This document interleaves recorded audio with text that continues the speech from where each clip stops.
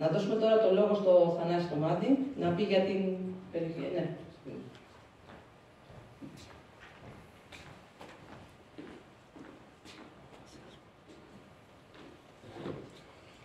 Καλησπέρα φίλες και φίλοι.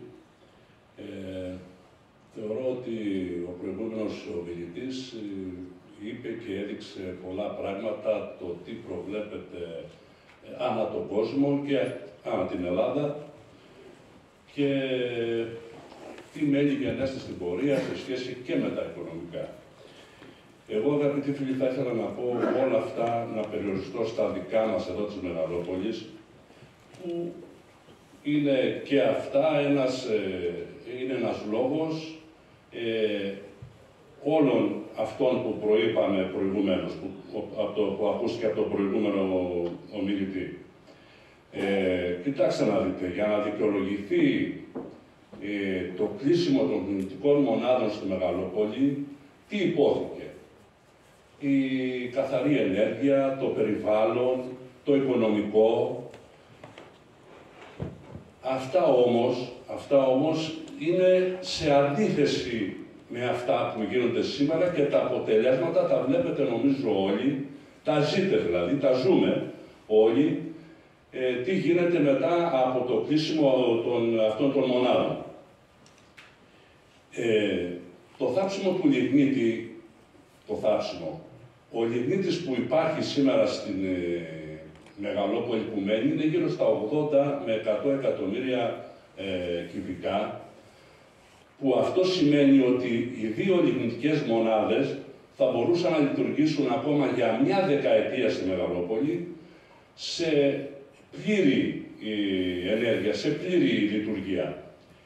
Παρ' όλα αυτά όμως, για να γίνουν όλα αυτά που υπόθηκαν, καταλήξαμε να κλείσουν αυτές οι ελληνικές μονάδες ύστερα από τόσους αγώνες, ύστερα από τόσα χωριά που καταστράφηκαν, ποτάμια, για να γίνουν αυτές οι ελληνικές μονάδες. Με ελαφρά την καρδία σήμερα λοιπόν λέμε τις κλείνουμε, αφήνουμε 80 με 20 εκατομμύρια κυβικά λιγνίτη και προχωράμε σε αυτά που είπε ο προηγούμενος ομιλητής. Φυσικά αυτά έχουν τις συνέπειες και για την περιοχή μας, τη Μεγαλόπολη, έτσι, τις οικονομικές συνέπειες. Τη μείωση του πληθυσμού, τη μείωση των οικονομικών κλείσιμων καταστημάτων κτλ. Τα γνωρίζετε αυτά πολύ καλά. Και προχωράμε λοιπόν σε μια άλλη λογική, δίκαιη μετάβαση, πρέπει να πούμε και αυτό. Που τελικά τι είναι αυτή η δίκαιη μετάβαση? Η κοινωνία της Μεγαλόπολης από αυτή τη δίκαιη μετάβαση θα ωφεληθεί? Δεν νομίζω και το καταλαβαίνετε και οι ίδιοι γιατί.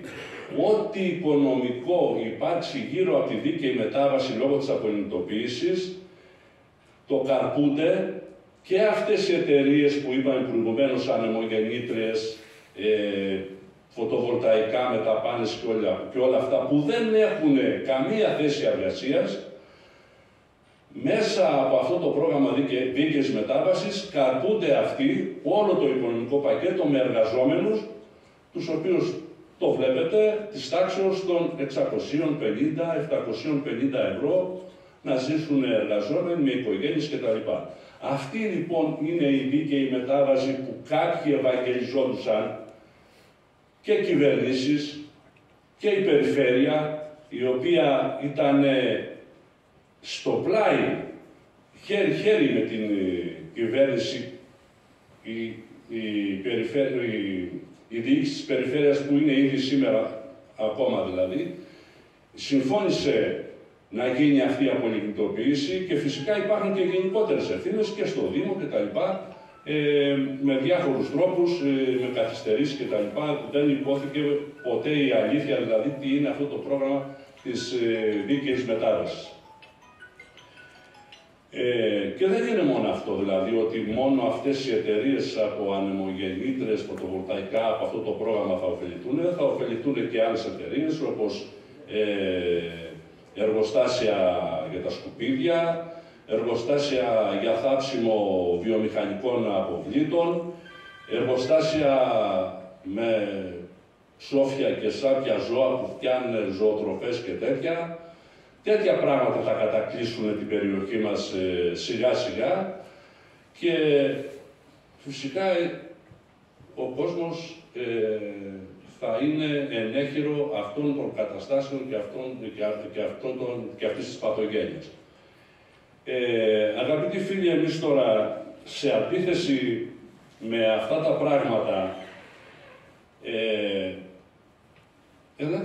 λέμε ότι η μεγαλόπολη θα μπορούσαν να μείνουν ελληνικές μονάδες και στην πορεία, δηλαδή για μια δεκαετία, και στην πορεία να δούμε τι αναπτυξιακό μπορεί να γίνει καλύτερα για την περιοχή, γιατί κάποια στιγμή έχει πράγματι λήξει ο λιμνίτης, αλλά δεν έχει σήμερα. Όπως σας είπα, έχει μετά από 10 χρόνια, 12 ας πούμε. Να δούμε τι θα γίνει. Παράδειγμα, να σας πω ένα παράδειγμα τώρα, που τόσα χρόνια μιλάμε για το αρχαίο θέατρο. Εγώ δεν θα πω ότι ο τάδε δήμαρχος το είπε λίγο, ο άλλος το είπε πολύ κτλ. Όλοι λίγο πολύ το ανέφεραν και όλοι προσπαθούσαμε σαν κοινωνία αυτό το αρχαίο να το αξιοποιήσουμε. Παρ' όλα αυτά, όλοι σε αυτό το πράγμα εκόφευαν. Και ο λόγος που κόφευαν και συνεχίζει να κοφεύει η πολιτεία, ξέρετε ποιος είναι. Ότι ένα τέτοιο,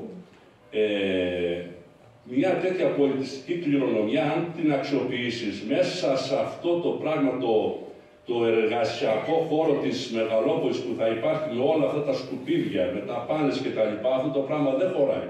Και γι' αυτό δεν συγκινείται κανένας.